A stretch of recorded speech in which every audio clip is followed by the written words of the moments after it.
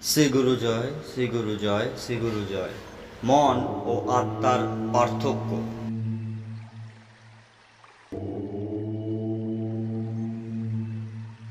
মন বিকারশীল, কিন্তু আত্মা অবিকারী।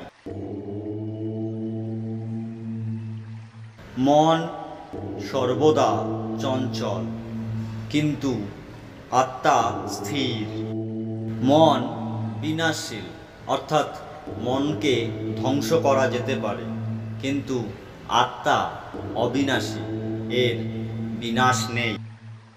মন সসীম, অর্থাৎ সীমিত, কিন্তু আত্মা অসীম, এ আমাদের কল্পনারও অতীত।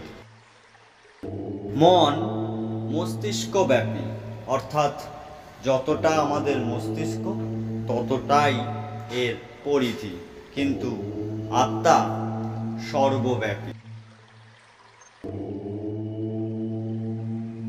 মন জড় পদার্থ, কিন্তু আত্মা চৈতন্য স্বরূপ।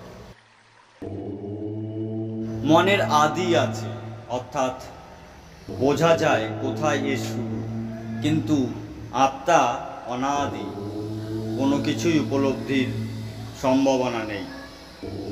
মন ইন্দ্রিয়ের গোচর, অর্থাৎ আমাদের যে পঞ্চ ইন্দ্রিয় দ্বারা একে অনুভব করতে পারি, কিন্তু আত্মা ইন্দ্রিয়ের অগোচর। এই পঞ্চ ইন্দ্রিয় দ্বারা একে ঠাহর করা যায় না।